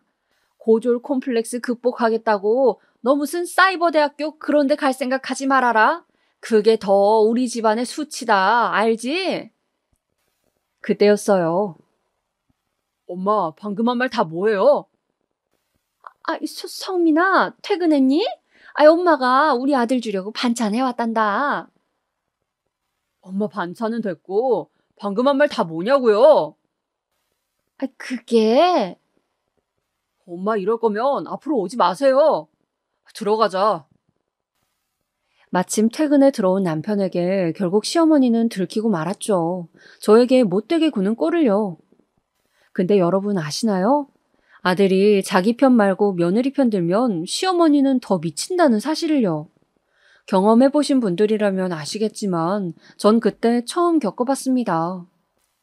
거짓말 안 하고 시어머니께서 제가 일하는 낮 시간에 수십 번 전화해 욕설을 날리거나 그도 성에 안 차는지 문자를 보내시더라고요. 바로 이혼을 재촉하는 문자요. 참 웃기죠. 그런다고 며느리가 이혼을 할까요? 저 아닌 다른 며느리들이라도 더 오기가 생겨서 못할 것 같은데 왜 시어머니들은 그걸 생각 못 하시는지. 저희 시어머니만 그런 건진 모르겠지만 전략도 참 한탄스럽습니다. 그래도 그런 전화가 올 때면 직원들 보기가 부끄러워 숨고 싶더라고요. 누구예요, 사장님?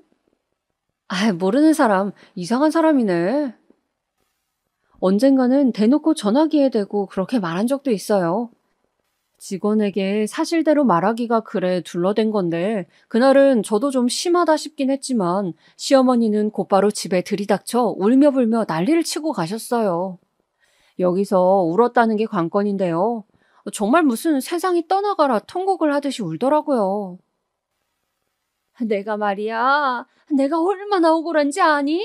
얼마나 며느리라는 년한테 저런 소리나 듣고 그냥 죽어야겠다. 죽어야 끝나겠어. 나 이런 소리 듣고 못 산다. 얼른 네 아버지 곁으로 갈련다. 어머니 진정하세요. 여기 물 마시고. 너 닥치고. 얘 성민아, 끈이든 뭐든 가져와라. 여기서 확 죽어버리게. 며느리가 얼마나 시애미를 물러봤으면 그런 소리를 하겠니? 얼마나 날 무시했으면. 난 못 산다. 못 살아. 옆에서 남편은 한숨을 푹푹 쉬어대고 시어머니는 제가 할 소리들을 줄줄이 늘어놓더라고요. 결국 제 입에서 잘못했단 소리가 나오자 그제야 시어머니는 우는 소리를 멈췄어요. 너 정말 잘못했니? 네, 어머님 잘못했어요. 그럼 무릎이라도 꿇고 빌어라. 네? 무릎 꿇고 빌라고? 왜, 그건 못하겠니? 아이고, 성민 아빠. 사람을 학대하는 방법도 정말 가지가지더라고요. 좋게 지낼 수도 있을 텐데 어쩜 저렇게까지 하는데 그날 결국 저는 시어머니 앞에서 무릎을 꿇고 다신 안 그러겠다는 말을 해야 했습니다. 아마 여러분들은 저를 바보로 보실 수도 있을 거예요. 더한 소리를 들어놓고 그 상황에서 왜 빌었냐고요. 하지만 저는 차라리 이 상황을 얼른 끝내고 싶었고 그래서 그냥 쉬운 방법을 선택했을 뿐이었어요. 근데 웃기게도 시어머니는 이걸 저의 완전한 굴복 정도로 받아들이신 건지 며칠간은 퍽 다정하시더라고요. 고졸 며느리 이제 이쁘게라도 보시려고 하는 건지 제게 갑자기 며느라가라는 호칭을 쓰더라고요. 마치 저를 자기 고양이처럼 길들이려고 하는 것 같기도 했고요. 근데 여기서 더 고역인 건 바로 그놈의 고양이였어요. 은비를 안아봐라. 얼마나 고운지. 어머님 저 못 안아요. 아시잖아요. 벌써 기침 나요. 엄살 부리지 좀 말고 안으라면 안아봐. 너랑 공교롭게도 이름도 같지 않니? 어머님 안 된다니까요. 죄송해요. 진짜 이상한 애네. 너 시댁 오기 싫어서 일부러 그러는 거지? 나 보기 싫어서. 난 네가 알러지가 있단 말 솔직히 아직도 못 믿겠다. 그쯤 되니 진짜 시어머니 정신도 어떻게 된 건가 싶었어요. 사람이 앞에서 콜록대고 눈이 붓고 있는데 어떻게 저럴 수가 있는 걸까요? 엄마, 이 사람이 왜 거짓말을 해? 아니야, 난 못 믿겠어. 어머님, 어디 수치 검사 결과라도 보여드릴까요? 전 반응 등급도 높아서 면역주사 그런 것도 안 먹어요. 지금 생각해보면 같은 얘기를 몇십 번, 몇백 번은 한 것 같아요. 그런데도 시어머니는 의심병에 걸린 환자처럼 계속 의심했어요. 저도 시어머니와의 관계를 회복하고 싶지 않았던 거 아니에요. 비록 저도 고졸이니 뭐니 온갖 소리를 듣긴 했지만 남편의 어머니만큼 그냥 명절날 서로 얼굴 안 붉히는 관계 정도는 되고 싶었어요. 근데 저런 식이니 그럴 수가 있나요? 거기다 시어머니의 비인격적인 대우는 저희 집안에 동서가 들어오면서 심해졌는데요. 동서는 서방님이 결혼 전 한 번 얼굴을 인사시켜준 적이 있었어요. 근데 다른 건 기억이 하나도 안 나는데 딱 하나 강렬하게 남았어요. 교수라고 하더라고요. 하필 다른 수많은 직업을 제쳐두고 왜 하필 교수일까요? 그 많고 많은 직업 가운데. 동서는 몸가짐도 조신하고 말투도 조곤조곤했어요. 덕분에 어머님의 사랑을 듬뿍 받았죠. 우리 성재가 이렇게 나한테 효도하는구나. 자식 농사 망쳤다고 생각했는데 하나는 성공했네 내가. 우리 애 아빠가 살아있었다면 얼마나 좋았을까. 내가 고졸 며느리가 아닌 교수 며느리를 둘 줄이야. 절 두고도 저리 말씀하시니 동서도 덩달아 민망해하더라고요. 동서도 이미 서방님에게 들어 알고 있었거든요. 시어머니가 고졸인 걸로 절 적잖이 구박한다는 것을요. 아이, 맞아. 아가, 너는 고양이 좋아하지? 고양이요? 아, 네. 저는 동물은 다 좋아해요. 아, 역시 그렇지. 그래, 배운 사람들은 달라도 뭔가 달라.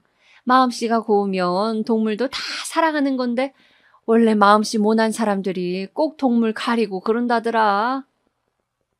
여기서 어머님 저는 알러지예요 라고 말하고 싶지도 않았어요.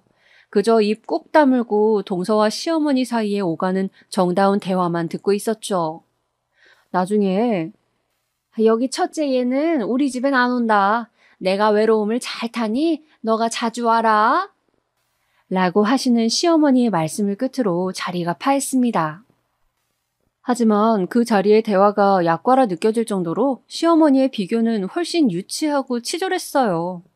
한창 제가 하고 있던 사업이 잘 되어 연락을 드리지 못했던 적이 있었는데 그걸 또 꼬투리 잡더라고요. 하필 동서 앞에서요. 동서와 저는 그때만 해도 서로 대면대면 얼굴 익히고 말 붙이고 있는 사이였어요. 얘, 너 때문에 명절도 밖에서 보내야 하는데 그 손해가 얼마나 막심한진 알지? 나는 너 때문에 우리 고양이들과도 떨어져 있어야 하고 불편하게 전도 내 집에서 못 붙이고 네 집에서 붙여야 한다. 가뜩이나 좁아 터진 네 집에서 화장실도 하나라 가기 불편한데 너 그거 다 어떻게 보상할 거니? 어떡할 거냐고? 입이 있으면 말을 해봐라. 아, 어머님, 그러면 저희 집으로 장소를 옮길까요? 그리고 동서가 절 위한답시고 그렇게 말한 게 화근이었어요. 그때 제가 하고 싶었던 말은 이거였어요. 어머님은 전 안 붙이시잖아요. 제 집에서 전 붙이느라 불편해 죽겠다 하시는데 막상 일 안 하시면서 이 말을 할까 말까 고민하느라 잠깐 침묵을 지켰는데 그 사이 내뱉은 동서의 말에 시어머니는 역시 동서가 벌써부터 눈치가 빠르고 시어머니 생각을 할 줄 안다며 칭찬 일색이었습니다. 식사 내내 동서를 침이 마르도록 칭찬하시는데 음식이 입으로 들어가는지 코로 들어가는지 모를 정도였습니다. 우리 유민이는 참 곱네, 고와. 말도 이쁘게 할 줄 알고 벌써부터 시애미 챙길 줄 알고. 유민아, 불편하게 시어머니라 부르지 말아라. 그냥 엄마라 불러라. 엄마다 생각해. 아, 네, 어머님. 어머님은 무슨 엄마라 하라니까.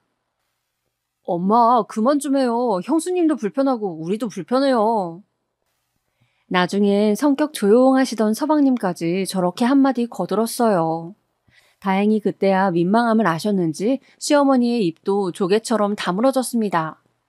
그러다 그날 밤 제가 못 참고 시어머니에게 크게 대들었던 사건이 일어났는데요. 헤어지기 전 과일을 먹고 있는데 시어머니께서 갑자기 자기가 과거에 연주했던 피아노 곡을 들려주며 이 곡이 어쩌고 저쩌고 누가 작곡했으며 그런 이야기를 늘어놓더라고요. 근데 그 이야기가 너무 길어져 졸음이 쏟아지기 시작했어요. 남편은 이미 코를 골며 자고 있었죠. 단 한 사람, 마침 우리 교수 동서가 음악사를 좋아했던지라 동서만 눈동자가 빛났죠. 어머, 알고 있구나. 그래, 우리 둘째가 차이코프스키를 좋아하는지 몰랐네. 좋아하는 줄 알았다면 공연도 같이 보러 가자고 했을 텐데. 아가, 그럼 이달 말에 롯데 콘서트홀에서 하는 공연 같이 가자꾸나.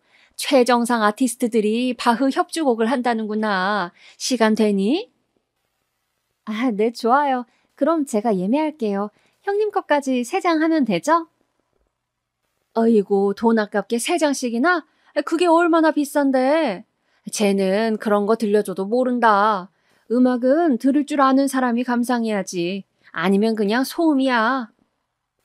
거기까지 들었는데 아무리 너무 피곤해 꾸벅꾸벅 졸고 있었지만 저를 비하하는 말에 기분이 확 나빠졌습니다. 어머님! 아이고 깜짝이야. 왜 소리를 지르고 그러니? 귀 떨어지게. 너 피아노 하는 사람들 예민한 거 모르니? 너처럼 막귀가 아니란 말이다. 아유 놀래라. 어머님 말씀이 듣자 하니 너무하신 거 아니에요? 제가 뭐 어째요? 어머님 귀는 얼마나 고급이신데 그러는 거죠? 무슨 다이아몬드로 장식이라도 하셨어요? 뭐야? 이게 지금 어디 동서 앞에서 부끄러운 줄도 모르고 시애미를 욕해. 먼저 며느리 욕하신 건 어머니잖아요. 그러는 어머니는 안 부끄러우세요? 시어머니는 말꼬리를 잡는다며 저를 타박하셨지만 저는 자는 남편까지 깨워가며 이 일을 말했고 집안 내엔 한바탕 소란이 일게 되었습니다. 돈도 안 벌고 고졸 출신의 막귀인 너를 내가 그럼 데리고 다니면서 친히 문화생활까지 시켜줘야 한다는 거냐? 지금 그 말이 아니잖아요. 어머님이 절 그런 식으로 무시하시는 게 화가 나는 거라고요. 참. 너 그럼 내가 차이코프스키를 알려주면 네 머리로 그 음악을 따라갈 수가 있니?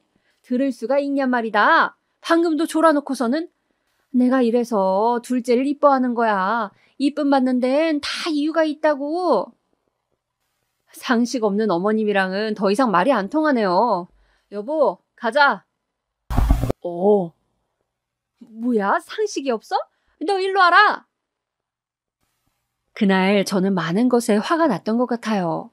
이젠 어머님과 저의 갈등이 지친다는 듯 우유부단하게 행동하던 남편이며 막말하는 시어머니며 너무 마음이 상해 처음으로 엄마와 아빠에게 전화를 걸어 하소연을 하고 싶었지만 겨우겨우 눌러 참았어요. 이런 일 들으시면 유복한 집안에서 귀하게 곱게만 자라온 딸인데 저보다 속상해 하실까 봐요.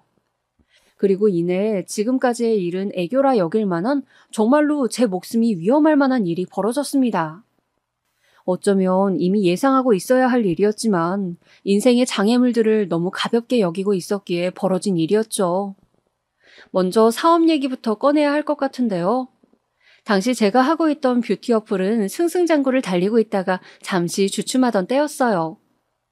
같이 열심히 일했던 직원 한 명도 퇴사를 하고 여러모로 기운이 쭉 빠지던 때였어요.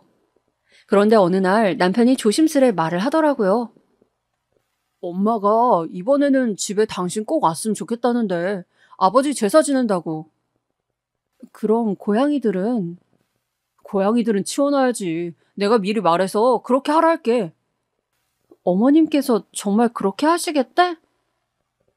솔직히 믿기지 않았어요.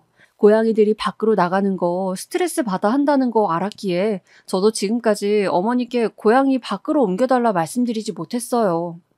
어머님도 그 점을 잘 알고 있었기에 필요한 때가 아니면 한 번도 집 밖으로 데리고 나가신 적이 없으시고요. 고민 끝에 시어머니에게 전화를 하여 고양이를 다른 곳으로 옮기셨나 하여 여쭤봤습니다. 이내 짜증스러운 시어머니의 목소리가 들렸죠. 그래, 옮겨놨어. 그러니 꼭 와라. 하지만 시어머니의 말은 거짓말이었습니다. 집에 도착하자마자 고양이들 울음소리가 들렸어요. 곧바로 발걸음이 우뚝 멈추었죠. 엄마, 옆집에 맡긴다며? 안 맡겼어? 우리 애들을 누구 손에 맡겨? 미쳤니? 한 방에 몰아넣어놨어. 그러니 유난 떨지 말고 들어와라. 시어머니께선 고양이 4마리를 한 방에 몰아넣어놨다고 했습니다. 나올 리도 없으니 안전하다고요. 솔직히 알러지가 심한 입장에서 고양이가 있다는 것만으로도 불안했지만 그렇다고 제사를 앞두고 어디 갈 수가 없었어요. 그래서 별일 있겠냐 싶어 일단은 제사 음식을 만들고 동서와 함께 바쁘게 움직였어요. 하지만 방금 전까지 고양이들이 있던 공간이라 그런지 워낙 털이 많아 계속 기침이 났어요. 야, 너 그만 좀 콜록거려라. 네 시아버지 드실 음식에 침 다 들어가겠어. 아유, 더러워 죽겠네 진짜. 시어머니의 구박은 덤이었고요. 심지어 저는 절을 하는 순간에도 계속 기침이 나 나중엔 동서마저 형님 잠깐 나갔다 오시는 게 어때요 하고 권유하더라고요. 시어머니만이 제사가 끝날 때까지 그런 말씀 한마디 없으셨어요. 참 독하시죠. 그러다 제사가 끝나고 시어머니가 이제 상을 치워야겠다며 걸레를 가져오라 하셨어요. 걸레요? 부엌 말고 내가 피아노 있는 방 청소하다 냅뒀다. 거기서 가져와라. 시어머니가 말한 방은 오른쪽 끄트머리에 있는 방이었어요.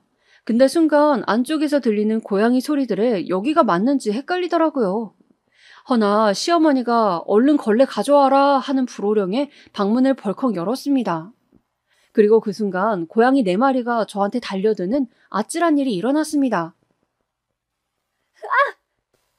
비명을 지를 새도 없이 고양이들이 저를 밟고 밖으로 나갔어요. 하필 시어머니 고양이들이 강아지 마냥 사교성이 있는 애들이라 한 고양이는 제 앞에서 부비고 난리가 났죠. 덕분에 저는 고양이 털을 잔뜩 먹었고 곧바로 알러지 반응이 나타나기 시작했습니다. 목이 붓고 기침이 나고 난리가 아니었어요. 그대로 저는 바닥을 대굴대굴 구르며 고통을 호소했어요. 바닥을 치고 부은 목으로 남편을 부르자 남편이 그제야 놀라 뛰어오더군요. 괜찮아 여보? 살려줘 여보, 살려줘. 초등학교 때 옆집 아저씨에게 그랬던 것처럼 살려달란 말만 외쳤어요. 그리고 뒤따라 들어온 동서와 서방님이 놀라 119를 불렀죠. 근데 저와 눈이 마주친 시어머니만이 혀를 쯧쯧하며 고개를 설레설레 짖더군요. 심지어 무슨 말을 하는데 분명 안 좋은 말인 게 분명했습니다. 작아지는 시어머니의 모습을 보며 점점 눈이 감겼고 그대로 응급차에 실려 병원으로 실려갔습니다. 그리고 응급실에서 어느 정도 치료를 받고 잠시 진정이 되어 잠이 들었는데 눈을 뜨니 친정 아버지가 와 계셨어요. 남편의 연락으로 오신 모양이었어요. 아빠 뭐하러 왔어? 안 와도 되는데. 사돈 어딨냐? 다 들었어 김서방한테. 어딨냐고? 아빠. 괜찮아 나 이제. 괜찮긴 뭐가 괜찮아. 아빠는 무척 화가 나 계셨어요. 사고라고 일단 해명했지만 아빠는 들은 척도 하지 않으셨어요. 그리고 콧노래를 흥얼거리며 들어오는 시어머니가 눈에 보이자 아빤 그대로가 시어머니의 뺨을 때리셨습니다. 짝소리에 시어머니의 뺨이 돌아갔고 저도 남편도 너무 놀라 말을 잇지 못했습니다. 시어머니 역시 그랬어요. 아빠. 사돈어른, 제 딸 고양이 알러지 있는 거 정말 모르셨습니까? 아셨죠? 지금 미치셨어요? 그깟 걸로 지금 내 뺨을 때린 거예요? 지금 제가 비단 이 일로 그러는 것 같습니까? 당신 아까 전화하면서 뭐라 했어? 아파 누워있는 내 딸한테 뭐라 했어? 고졸 출신이 유난 다 떤다면서 누워있는 거 다 연기라고 자기 망신 주려고 하는 거라고 했어 안 했어? 거기다 더한 말까지 했지. 꼴 좋다고. 아니 그게 아니고. 엄마 정말 그런 말 했어요? 아니다. 지금 이 미친 양반이 거짓말하는 거야. 증거 있어요? 내가 말했단 증거 있냐고? 그럼 내가 없는 거짓말을 지어내서 당신 뺨을 때렸겠어? 이내 남편이 다시 확인 사살을 하기 위해 물었지만 시어머니는 아무 말도 못했고 그저 입술만 바들바들 떠셨어요. 그 순간 누구라도 자기 편이 되어주길 바라는 눈빛으로 두 아들을 바라보았지만 두 아들 다 시어머니를 외면하였죠. 저희 아버진 시어머니 멱살을 잡을 기세로 다가갔고 그제야 제가 아빠를 말리고 들었습니다. 그리고 시어머니에게 다가가 처음으로 제 할 말을 했던 것 같아요. 어머님, 이제 다 끝났어요. 저 괴롭히시는 거. 이제 어머님 얼굴 볼 일 없으니까요. 앞으로 어머님 며느리는 없습니다. 이 말이 뭐 그리 어렵다고 왜 못했는지 후회가 되더라고요. 근데 그렇게 병원을 나오려는데 뒤에서 시어머니가 등 뒤에 비수를 꽂더라고요. 하여튼 고졸 출신 딸에 거지 같은 아빠에 돈 없는 집구석이 다 저렇지. 그 말에 아빠의 발걸음이 멈춰졌고 남편의 입에선 한숨이 새어나왔습니다. 아빠 그냥 가자. 그냥은 못 가지. 이대로는. 아빠는 그대로 시어머니의 얼굴 앞으로 다가가더니 놀랄만한 이야기를 꺼내셨습니다. 바로 숨겨왔던 아빠의 재력을 드러내신 건데요. 남편에게도 말하지 않았던 사실이라 당연히 시어머니는 모르고 계실 수밖에 없었어요. 근데 시어머니와 아빠가 이미 얽혀 있었다는 건 저조차도 몰랐던 사실이었습니다. 당신 가게 빼. 뭐라는 거야, 이 미친 양반이? 피아노 학원 빼라고. 당신이 가지고 있는 그 자그마한 학원 빼라고. 내가 그 건물주니까. 내일까지 안 빼면 강제로 뺍니다. 나중에 들어보니 아빠가 최근에 산 건물에 시어머니의 학원이 있었다고 하더라고요. 저를 만나면 말하려 했는데 딱히 만날 기회가 없었다가 이렇게 응급실에서 만나게 된 것이었고요. 내가 진작 말을 할 걸 그랬다. 그랬으면 네가 덜 고생을 했을 텐데 왜 말 안 했어? 집 잘 산다고. 그냥 시어머니 딱 봐도 속물인데 내가 아빠 재력 말하면 괜히 귀찮은 일로 들러붙을까 봐. 나한테 들러붙는 건 괜찮은데 아빠한테 그럴까 봐 그거 싫어서. 아휴, 너도 참 누굴 닮아 고집이 센지. 그렇게 병원을 나와 아빠의 부축을 받으며 집에 가는데 아빠께서 조심스레 이혼을 말씀하시더라고요. 너 계속 남편과 얼굴 보고 살 수 있겠냐고요. 그래서 그랬습니다. 남편한테는 문제가 없으니 괜찮다고요. 시어머니와만 인연 끊고 살면 될 거라고요. 하지만 사실 그 말만 했을 적에도 조금은 이혼에 대해 생각하긴 했습니다. 일이 너무 커진 이상 남편과 이대로 괜찮을까 싶었고 무엇보다 마음이 너무나 지쳐 있었어요. 근데 남편은 그 일이 있고 난 후 오히려 미안하다고 빌더라고요. 내가 너무 무심했어. 엄마가 이렇게 하기 전에 막았어야 했는데 미안해. 시어머니 며느리 사이 중재 못하는 남편들 다 등신이라 생각했는데 내가 등신이었네. 한 번만 기회 주면 다신 이런 일 없도록 할게. 한 번만 용서해주라. 남편의 그 말을 들으니 마음이 많이 풀렸어요. 남편의 잘못이 아예 없다고 할 순 없지만 진심 어린 사과로 받아들였어요. 물론 시어머니가 계속해서 남편에게 전화 오고 별짓거리를 다 하길래 시간도 꽤 지났겠다 만나러 나갔습니다. 근데 시어머니가 하시는 말씀이 얘 우리 아직 가족 맞지? 믿지 않겠지만 나 많이 변했다. 내 아들도 보고 싶고. 그러면서 또 흐느끼는데 울음소리만 들어도 귀신 소리처럼 그게 그렇게 소름 끼치고 싫더라고요. 고졸 출신이 주제도 모르고 유난이라면서요. 저 그날 당신 고소할 수 있었어요. 어차피 돈에서 아쉬울 거 없으니까요. 근데 안 했어요. 그게 제 마지막 호의였어요. 근데 저랑 당신이 이제 남인 이상 저한테 더 이상의 호의는 없을 것 같으니 꺼지세요. 아, 그리고 한 가지 당부할게요. 다신 제 눈에 띄지 마세요. 남편 눈에도요. 고졸 출신한테 빽있는 거 아시죠? 시어머니는 제 말에 아무 말도 못했고 저는 그 말만 남기고 다시 바쁜 일터로 돌아갔습니다. 생각해보면 저 역시 이번 일로 인간관계에 대해서도 많이 배웠습니다. 사실 그간 저는 조금 물은 면이 있었어요. 사업을 하거나 일 처리를 할 땐 그 누구보다 꼼꼼하고 철두철미하게 하려 했지만 반대로 인간관계에 있어서는 좋은 게 좋은 거라는 안일한 생각이 있었어요. 특히나 제가 사랑하는 사람이 걸려있으면 마음이 너무 나약해졌어요. 인간의 마음만큼 나약한 게 없는데 말이죠. 하지만 저한테 해가 될 사람을 거르고 차단함으로써 제 자신을 보호하는 방법에 대해 배웠습니다. 그걸 통해 제 인생의 행복을 되찾을 수 있게 되었고요. 아픔은 있었지만 교훈을 얻었으니 그걸로 만족하고 살려 합니다. 이런 저 너무 지나치게 낙천적인가요? 제 이야기를 들으시며 저를 바보 같다고 하실 분들도 있겠지만 그래도 너무 비난하지 마시고 이쁘게 봐주세요. 돌이켜봤을 때 목숨이 위험할 정도로 심각한 일이긴 했지만 과거이니만큼 너무 무겁게 쓰지 않으려고 노력했던 것 같아요. 여러분들도 그저 한 사람의 인생에 일어났던 해프닝 정도로 가볍게 들어주셨으면 합니다. 지금까지 이야기 들어주신 여러분들 댓글 남겨주시면 꼼꼼히 읽어볼게요. 들어주셔서 감사드리고 혹시나 시어머니와 관련된 후기가 있다면 들고 오겠습니다.